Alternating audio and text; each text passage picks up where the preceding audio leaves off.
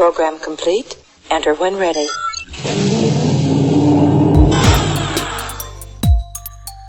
Welcome to another week, Fanboys Radio, Mr. Green, Kitti Ninja, for another go-round of some fantastic nerdology, if you will. Nerdology? We keep making up a few words, like, every couple of months. Isn't that what we're supposed to do? Just make it up as you go? I like it. Yeah. You know, so... nerdology. Well, it sounded good, you know, it sounded good at the time. If you agree with it, then I'll keep it, you know, nerdology. Keep it. That's right. That encompasses everything. It encompasses video games. It encompasses the anime. It encompasses the traditional American animation, the sci-fi and fantasy movies, so on and so forth. We got it all covered right under nerdology. That is the umbrella. I like it. So, now that we have gone on to another week, you know, last week, first off, there was some talk about the PlayStation 4 that you needed to address. The PlayStation 4 I don't have yet. Well, you know. Yeah, I I was curious. I know. Everybody's been texting me, emailing me. Do you have it? Expecting me to, like, stand in line all night. And I go, no, I don't have it. That's because you cover nerd stuff. You're supposed, that's your job. Because they know I probably want it. I was like, no, but you can send me one, and then I will have it. I don't think it works that way. I don't think they just like, hey, here's a PlayStation 4 for you. There you go. Or my friends that keep rubbing it in my nose. I'm like, you could send it, you know, someone that you know would love it.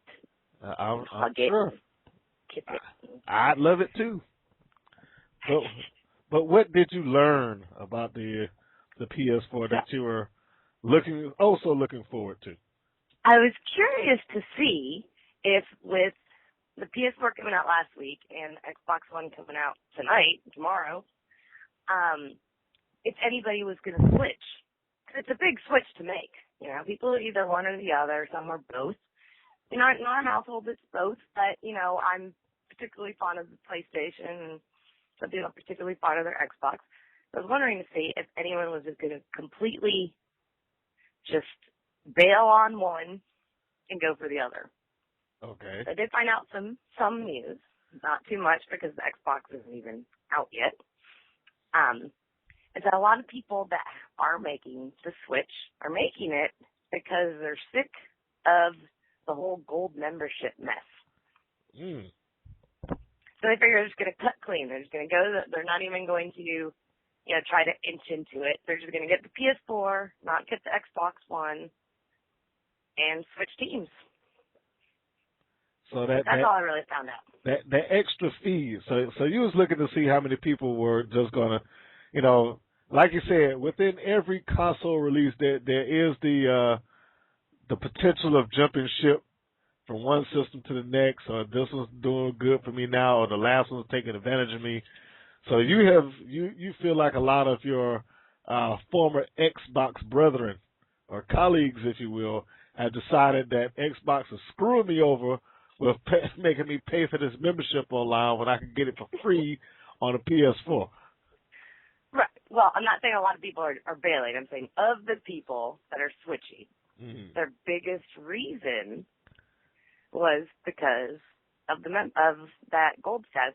And it was hilarious that happened because last week that happened to me. My Xbox Gold membership ran out. And I'm like, it's almost Black Friday. I'll wait. I'll just buy 3 months. You know, sitting there just trying to figure out which one to do. And I was like, this is ridiculous. Why do I have to buy a membership to watch Netflix on my TV? So I've got an Xbox downstairs with Netflix, and I've got the PS3 upstairs with Netflix. And I only needed to get the membership to watch some anime. I was like, what? So I kind of feel their pain, except the difference is I just decided, sorry, family room day's not happening. Go in the bedroom and watch TV on my PlayStation. Wow. So that's all I was going to do. I was curious to see if people switched why, but now I need to know after tomorrow's release if anyone dropped the PlayStation. But I think that's a smaller, hardcore group than the Xboxers.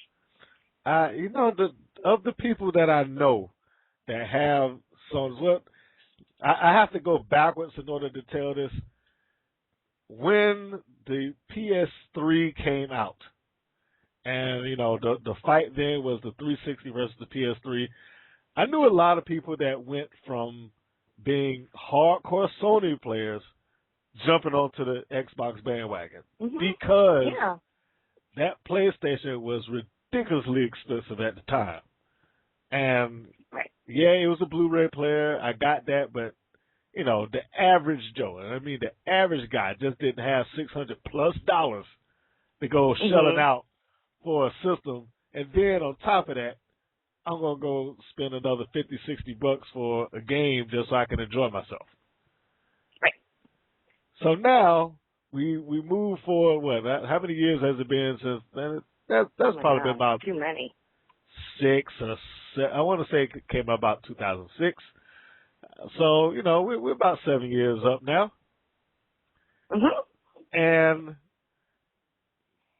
like I said, now the issue is that we got a lot of people that have been on the bandwagon. You got a lot of people that have sampled the goods, but here we are, and Xbox is trying to find something. Well, let me not say Xbox. Xbox is a product. Microsoft is trying to find some kind of way to get you to pay some extra money.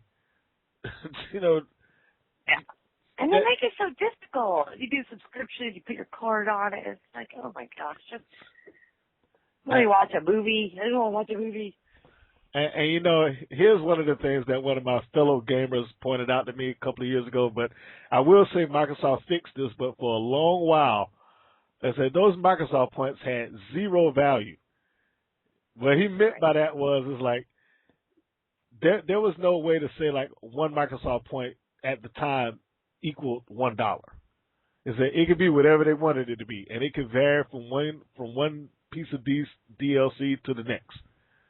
There was no way to, check and see what is this thing actually worth in terms of Microsoft points. You could buy $20 worth of Microsoft points to get a certain amount, but again, he's like, well, when you check and you looked at it from one game to the next, to the next, to the next, there was really no viable, equal way to calculate that.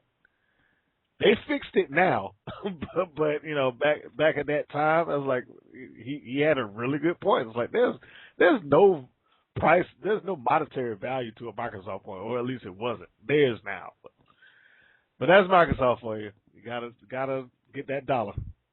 Yeah, and I guess, from what I heard, that's valid because, and I think you're right, because even I switched to Xbox, because I used to be, the old PS1 and PS2, but then the new one was just way too expensive and silly, so I went Xbox, right, because I needed a console. And then I was in the market for Blu-ray player, and I was like, wait, this thing, because I think I found a refurb first-gen PS3 at Micro Center or something for $200, which is the same price as a Wi-Fi Blu-ray player. Yes, it is. So I got the PlayStation. I had the remote in my hand, and it all came back to me. I'm like, I just like this system so much better. And I don't look back. It just makes sense to me, like the remote. But again, that's just what I used to play. To just sit and play Tekken like crazy on my PS and PS2. And it just made sense.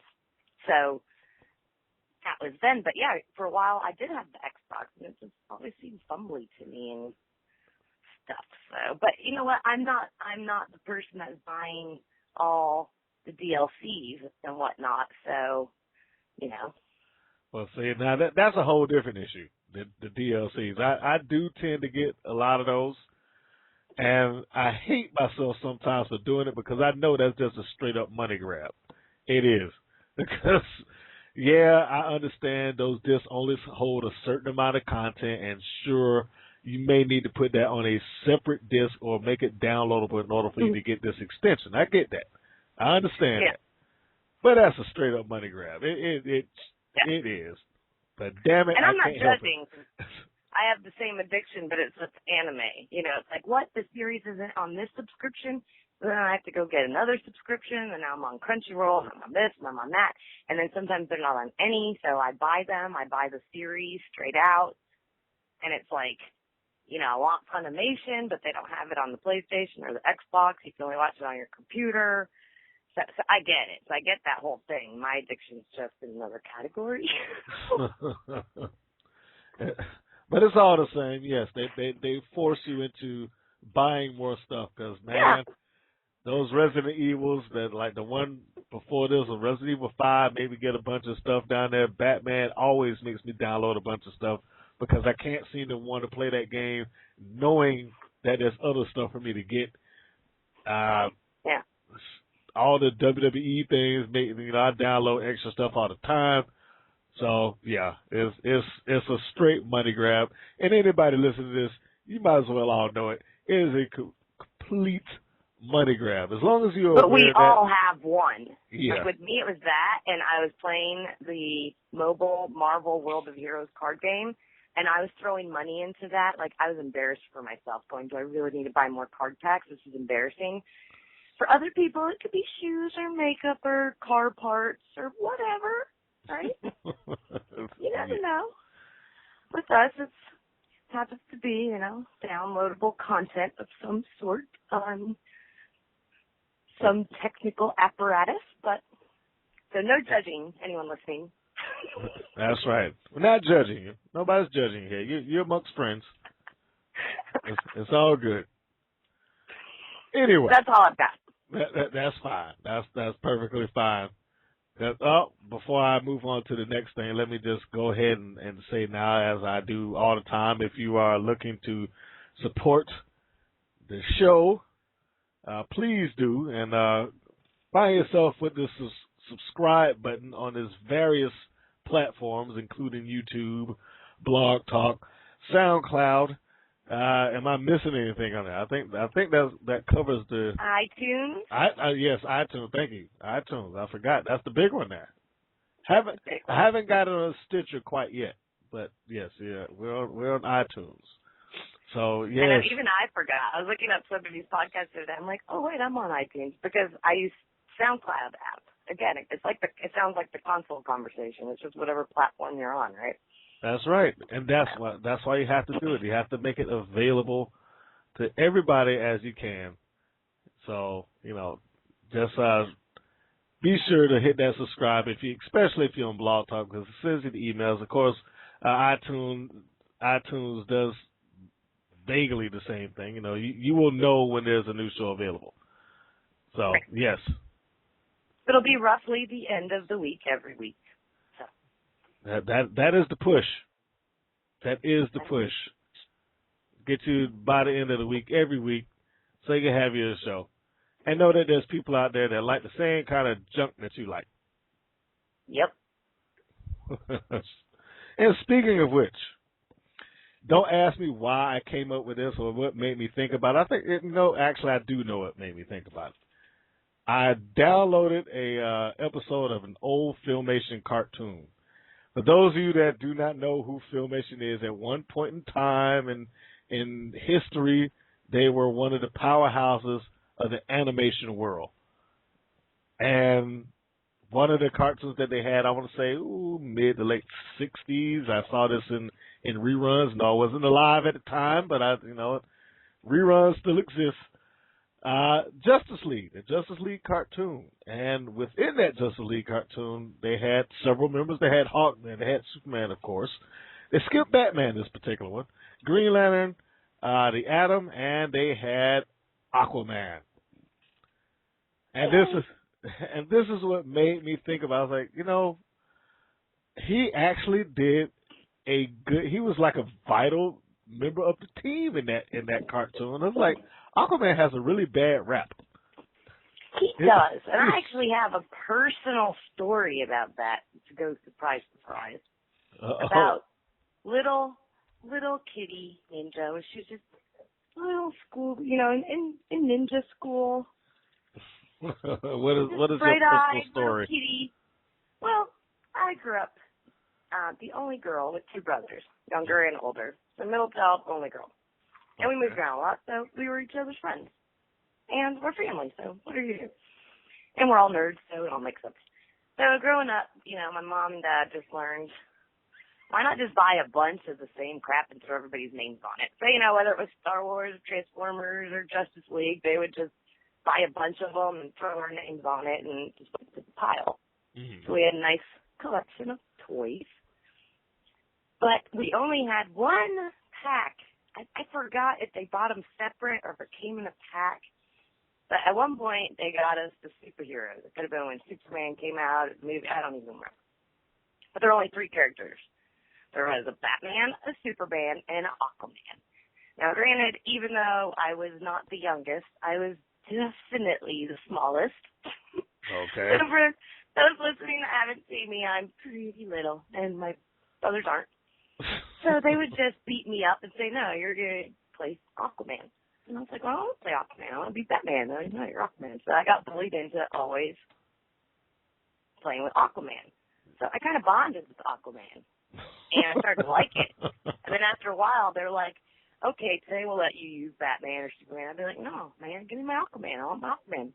And I would fight for my Aquaman because I kind of just bonded with him because I felt maybe like Aquaman. The one left out, but you don't know why. It's like we're still all playing the same. But they were just like, they were just like, no, they would do anything in their power to never have to play with Aquaman. But to this day, I don't know why, because I liked my Aquaman. What? After a while, I don't know why you guys are fighting so hard to never play with this Aquaman, but he is awesome. Well, he's the brunt of a lot of jokes. He is looked at upon as the complete and definite weak link of that team. Mm-hmm. And I even got physically beat up. So I wouldn't have to play him. So. Oof! Wow. I fought back. I'm a ninja. I'm good. but you had to take a little bit of a beating. It's all right. Anything Aquaman made me stronger. He made me learn how to fight smart. Well, now here's the thing. This is the thing. I actually, yes, I'm going to admit that now this is probably a quite nerdy thing to do. I actually sat and did the research and thought this thing through. Okay? The reason Aquaman has the terrible rap that he does, it is not because they initially started creating Aquaman that way. Because if you go back, and again, I'm going to point to the Filmation cartoon. If you go back and you watch that cartoon, or if you just watch the Aquaman standalone cartoon, yes, he had a standalone cartoon. He was a fighter in that thing. There are two reasons that Aquaman gets the terrible rap that he does. One, when the 60s animation, I don't want to say department, but when there was a outcry against violence in animation in the late 60s, part of the repercussions for that was this whole thing of, okay, we can't have these characters throw a punch anymore. They can't get into a fight. They can't have these type of altercations. So by the time you move up to the 70s, pushing into the early 80s, so on and so forth, the representation of Aquaman is this. He is now a part of the SuperFriends. Everybody there has a unique characteristic. Everybody there has a unique job. Everybody has unique power. Superman speaks for himself. I'm the strong guy. I handle all the heavy lifting and whatnot. Wonder Woman, Batman, they both got the ropes. And Batman had the gadgets on that show. He was full of whatever gadget you could think of, it was on that belt. He and Robin. So they got that covered. The Wonder Twins were essentially there for comic relief. They didn't serve any other purpose other than just to be relatable to the kids that were watching the show at the time, as best they could. And because they had a monkey. And they had a monkey, so they were relatable. We got the cute pet. Got to keep the monkey. So there's one thing.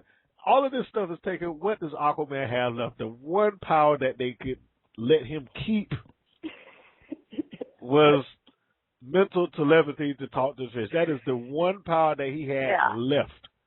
And I remember that because they would use that same soundbite they used in all the Hanna-Barbera cartoons. That Exactly. like whenever, they were looking for something and Scooby-Doo used it and they all used that same sound. Yeah, but now think about this. Now that show crippled the character of Aquaman. It really did. The show crippled him. He couldn't fight. You know, they didn't make him do anything beyond swim for the most part. If you look at 90% of those episodes. Silly because the king of the ocean could kill us all, like tsunamis and all kinds of stuff, water disasters. He's a king. I mean, forget about it. Even with the water, he could have, you know. He's the god of water, They never illustrated the fact that he has armies in Atlantis. They never illustrated the fact that he's actually strong. They never illustrated the fact that he was, you know, that he is some sort of fighter. He does have a certain level of water manipulation. They didn't bring out any of these powers that would make him a more viable, you know, component. It basically made him the little mermaid that sings to her fish. Pretty much. Yeah, pretty much. I remember all of it. Yeah, I'm on it. So the same way that the Batman 1966 show, I mean, as beloved as it is, the same way that show hurt Batman's image overall, and he needed a kind of a repair as the years went on, because it was entertaining to see Adam West do his thing, but it took a little while to get Batman back into the groove of, okay, this dude is not a funny character. And we look at him today and we know that, okay, Batman is badass. We don't even think about Adam West. He was then too, but whatever. Yeah, you're right. But, you know, it's also a time in the 60s, there's tension, and they wanted to calm everyone down. And in other words, they used our beloved superheroes as, like, political, you know, calming of the country. And they did. They calmed it down. Did. But they knew what they were doing. It was a campy show. But the point is, the same way that show was so campy, and it kind of hurt Batman to a degree. It did. It kind of hurt him as a character, and it took a little while to rebuild him to the point that people accepted him as being one of the toughest guys on the planet. You know? Yeah. It's not just toughest. He's the smartest and toughest. That is exactly. You can't trick Batman. That is the exact same thing that Aquaman is dealing with now. He is still underneath the legacy and the shadow of the SuperFriends. And they're still trying to clean him up. They're still trying to clean him up. Have some information I stumbled upon because I wasn't looking for it, and it's probably well known. Maybe not. I was surprised. I had no idea. But I think his image repairs are going to start, because when I met John DiMaggio, who we know as Bender and Jake the Dog from Adventure Time, I mean, come on, he's awesome, right? Oh, yeah. You can't not like or respect the character that John DiMaggio does. You just can't. So his newest role as a voice actor is as Aquaman in Brave and the Bold. Okay. So he's got. So that can help, because people will go, okay, well, at least maybe it's funny or whatever. The point is, it's John DiMaggio, right? So people are maybe going to say, okay, Aquaman's maybe kind of cool. Well, maybe. He was more entertaining in Brave and the Bold. And right, well, that whole show is more entertaining, but it's still. Well, that's true. But you know what they added to Aquaman on there that I thought that worked and helped his character some, is that they made that Aquaman a guy that was basically looking for a fight. He was an adventurer, and they played up. You have to think, if somebody like John will do his voice, he can't be that crappy the character. No, John. I think he could take most characters and make them entertaining, you know, in the acting aspect of it. Right. But the writers, and I will say this, the comics have begun to treat Aquaman better over the years. You know, they gave him his different phases where he was almost like a barbarian type for a little while. You know, but they gave him his different phases. They made him I hate to say this, they made him more Namor-esque in his ability and his presentation. The cartoon, like I said, Brave and the Bold, they made him more of an adventurer in there. The video game, Injustice Among Us, which I thought was outstanding in terms of story, they made Aquaman great. I loved him in that game. He was about time. I mean, he was kick-ass fighter in that game. He was something to see. So between all of those things, I think that it helps finish up and fix a lot of what the Super Friends did to him. They still got a little ways to go. Rep repair. Yes, they are repairing the Aquaman. But it could also be because they've done alternate variations of every storyline possible. They probably ran out of ideas and went, hey, what about Aquaman? We could use him. Granted, that's probably not what I want the reason to be. But even if it is, that's okay. I'll take it. Yeah, but but you're right. There's so much he could do. It's like he's the king of the ocean. I mean, there's a lot they can do there. I mean, sailors respect the ocean. They would never say, no, the king of the ocean is a wimp. So there's potential there. We could get a bunch of pirates to, talk about how cool he is. I don't know, or scary. I think we all know pirates. We all know sea pirates. I think the video game, if anything, the video games, I think that is going to help his character. I think the comics, the revamping of Aquaman, I think that certainly helps him. If he can get one, well, you know what, let me not exclude Justice League Unlimited, because Justice League Unlimited did a very good job in his presentation too. Any remnant of Aquaman as that Super Friends incarnation was gone by the time Justice League came out, and that was almost 10 years now, almost 10 years ago. So I think he's well on the road to repair, but it just bothered me that I think I caught wind of one of those Aquaman jokes again. I was like, man, how long has this guy had to deal with that? I know, because they always do it on Family Guy. And you know what? But it's true, because on Justice Friends, I always remember how whenever they had, that, all right, let's go, they all talk and they all go off and, Wonder Woman gets in her invisible plane and Superman flies away and Batman gets in his Batmobile. And it was like Aquaman just kind of stand there unless they were next to the lake. If they were, he would just jump in and swim. And it's like, it was so anticlimactic. It was just like, oh, okay. Yeah. And every time they did that, they just made him look worse and worse. And I just felt more and more sad for Aquaman. And I defended him more in my own little realm of a universe of me and my brothers. Yeah, because Aquaman basically needed a ride. Whenever I watch Super Friends, he needed a lift. Like, I got to ride with Wonder Woman until we get over the ocean, and then I'll jump in. Yeah, pretty much. So, yes. For those that are listening that are actually interested in that character, that is why. I have traced it back for you. And so if you have anything to blame for Aquaman being a lame character once upon a time, blame the Super Friends. Because the Super Friends just ruined him as a character. That whole show is kind of campy. So it is very campy. And I didn't really think about it as a kid, but yes, if you go back and look at that show, they were all like, let's go. It's very like Captain Planet. Yeah, but and again, no punches thrown. You can't, you couldn't have those acts of violence. You couldn't throw punches against each other. So that kind of hurt the show. Well, not the show, but it hurt certain characters that couldn't survive it. Aquaman couldn't survive that. But it does bring me to my random factoid of the week. Ooh, what is it this week? It is pertaining to the Super Friends. See how I tie that all in together? I see. Yes. Well done. From the cartoons of yesteryear.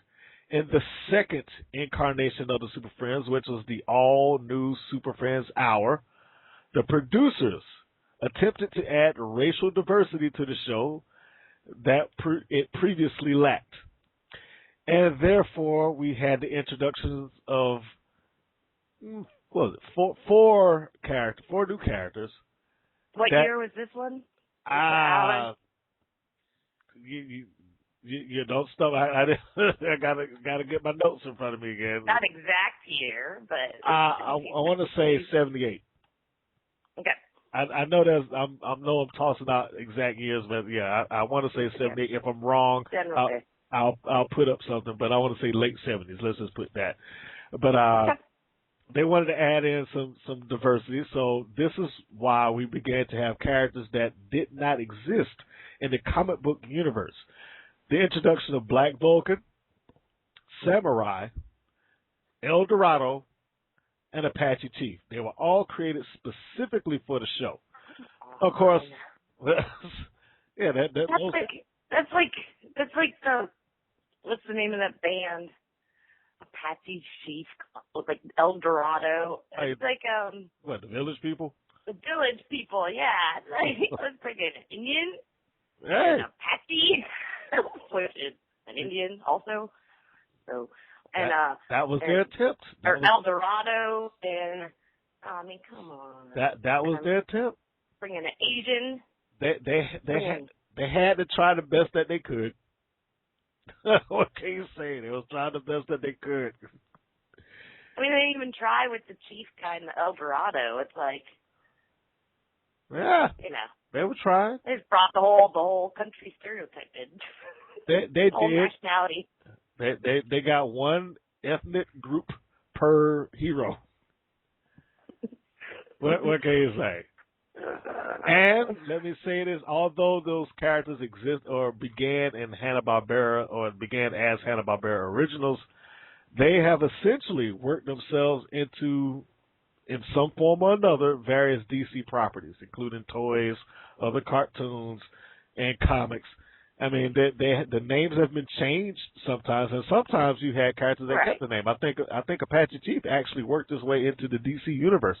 I know Giganta did, as one of the made-up villains on the Challenge of the SuperFriends show. Sorry, I was having some difficulty getting that out, but yeah, there you have it. So, what began? How long did that last? How long? They actually stayed on. They stayed on through the end. They didn't always have prominent roles, but they stayed on through the end. Yeah. Right up until the show finished up. So yeah, and but everyone El Dorado and Apache, and they kind of always, even as a kid, like irked me because it was just so just obvious. You're like, we don't even know anything about these people, so we're just gonna put what we think they are in the middle. So Apache Chief has changed, I mean, I'm not saying there's anything bad with Native American garb and stuff. It's just now he's more involved into a person, and that's just a portion of him versus the first rendition. Right. But you know what? They were trying, so that's good. They were trying. So give them a little. Yeah, they could have tried a little harder, but give them credit where it's due. They tried. They had to make those first steps. They had to get it off the ground, and if you want to call them as innovators, as characters, Black Vulcan, Samurai, El Dorado, Apache Chief, they were the ones that kicked off diversity for superhero cartoons in America. Yay! So yes, that is my random factoid of the week. That was very random. Yeah, it was. That's good. Maybe not so random if you know that I walked into a toy store and I saw those toys sitting around, so I had to look. Oh, you did? Do they still have them? I think so. I'm really like, man, I should have bought them when I had a chance. Yeah, I wanted an Apache Chief to be like, look, these are my people. Oh. And El Dorado, because I'm both of those. I'm like a mutt of all of them, and I'm a Thor. I just need them all. But well, I don't have an Apache Chief or an El Dorado. You know what you have to do to get Apache Chief? They have Zorro. I don't know why they didn't just do Zorro. He's awesome. You have to purchase Black Vulcan, Samurai, and El Dorado in order for you to get Apache Chief. You have to get the whole group. Because they don't sell Apache Chief. They sell pieces of Apache Chief in the other boxes. What? Yes. So you need to embrace all of the races. That's right. One. You can buy Superman alone. Yes, you can. But Apache Chief is big. He's huge. So, that's why he's sold that way.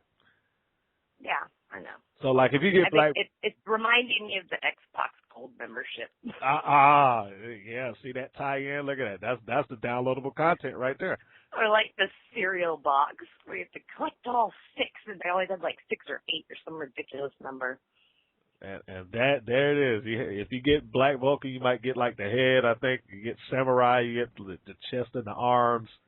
And I think El Dorado, you might get the legs, and then when you have all of that, you pop them things together, and boom, you got Apache Chief. Nice. And it all ties in together. So, bam, there you go. You throw a Thor in the mix, and that's kind of how it was born, I think. I think they just kind of said, throw some of this in her, and throw some of that in her. And there you have a Kitti Ninja. Have you, Kitti Ninja. She's one of all of them. She's a little bit of all of it. That's good. You are the best portions of all ethnicity. All of them. See how that works out? I do. So Apache Chief, too.